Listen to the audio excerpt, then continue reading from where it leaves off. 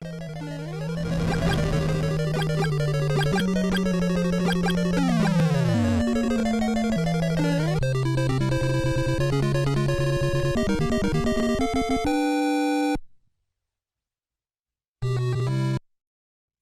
back.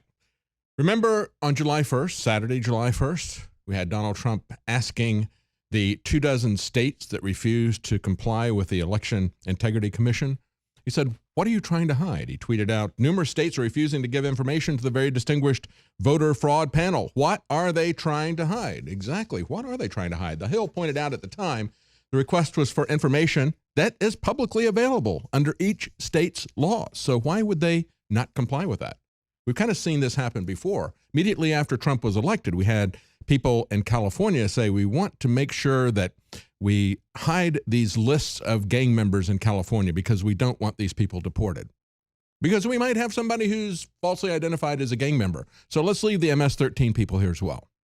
We see this happening over and over again. So now what we had over this weekend, we had reports out of Colorado that hundreds were withdrawing their Colorado voter registration in response to the state of Colorado saying they were going to comply with the commission's request for information. Out of Denver, the denverchannel.com, they said at least 2 Colorado county clerks say they've seen a large increase in the number of people who've withdrawn their state voter registration since Colorado Secretary of State Wayne Williams said he would send the Trump administration's Election Integrity Commission some voter roll information in accordance with state law. In Denver, they saw a 2,150% increase. In Arapahoe County, they said 160 people at least had withdrawn their registrations since July the 1st. She said dozens of others had made their voter registration confidential. In Adams County, they said about 30 to 40 people had done this. And they say they're going to allow some of these people to become confidential voters. They can pay a $5 fee. They can pull out a sworn affidavit at their local city or county clerk's office and say they're concerned that they might be subject to bodily harm or harassment from Donald Trump, as if their voter information is made public. Is there a penalty for perjury if you take out a sworn affidavit like that? I mean, is that something that they have on the books in California? Because I think there's some conservative actors in Hollywood that could really use that kind of protection. This is public information. And as I pointed out on Twitter, I had people come back and say to me, I said, why aren't we concerned about the TSA or about the NSA? No, it's only when the government and corruption within the government is exposed that they seem to care about privacy. That's when the ACLU gets involved. And now we have had, according to Reuters today, after they complained about this over the weekend, they're saying that Trump's election panel has now been put on hold. President Trump's commission to investigate possible election fraud today put a freeze on its effort to collect sensitive voter data from states in the face of growing legal challenges. They say the bipartisan panel, led by Vice President Mike Pence and Kansas Secretary of State Chris Kobach, had asked 50 states for a host of voter data. They say most states have rejected full compliance, which many called unnecessary and a violation of privacy. Again, why is that a violation of privacy? We heard from a court that shut down North Carolina's voter ID law, photo ID. They said, no, this targets minorities with surgical precision. Really? They have to have photo ID to cash a check.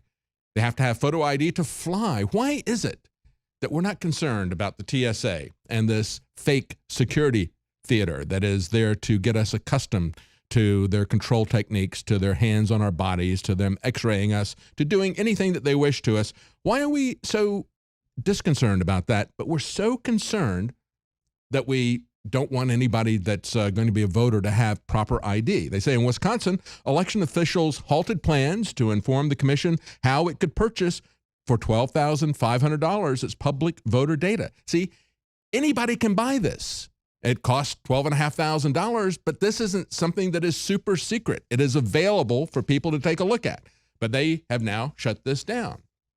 And remember, we reported back in June 20th, Trump was right. A new study reveals up to 5.7 million illegals voted in the election. That was a new study that looked at the 2008 election, and it was based on data from Harvard and YouGov. And they said it included a sample size of tens of thousands of voters, including non-citizens who readily admitted that they were not eligible to vote. And as I've pointed out, in North Carolina, where there are no photo ID requirements, somebody that was a friend of my brother-in-law's went to vote, and they said, sorry, you've already voted, and so is this other person at your household. All you have to do is show up with a name and an address. And, of course, the other person in his household that had voted was his deceased mother.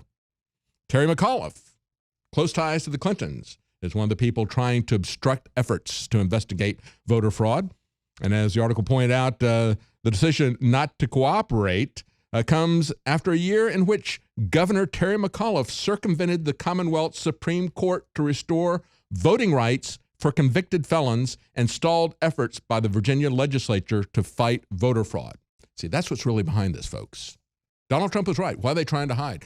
They have created a situation that invites fraud, and that's very important to understand. Now, today we had Comey, and news broke over the weekend. News broke actually yesterday, an article from The Hill saying that more than half of the memos that former FBI Director James Comey kept about the meetings that he had with Donald Trump, he kept 7 memos that he said he created, and would just have his word for it, that he created them at the time. And it's his word against Trump's as to what was said there. But there were 9 meetings, and he created 7 memos. 4 of those memos actually have classified document markings on them. But according to FBI policy, all of those memos are government property. They're all government documents. And so he did the same thing that we all know that Hillary Clinton did. Violated the law, put classified documents and government documents on her own personal computer, and so did James Comey. But of course, if you're a Navy sailor on a sub, you will go to jail for doing that. Don't try this at home. Remember, James Comey told us?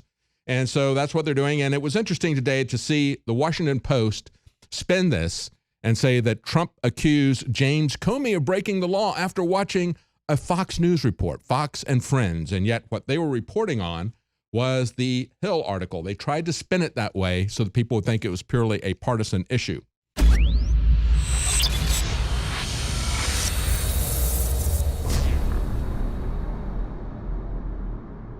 We're selling a product, DNA Force, that is the very best nutraceutical that we can produce. Dr. Group, you took years for you to develop DNA Force for us. It's been something that I've been working on for a long time, Alex, because I think it's very, very important.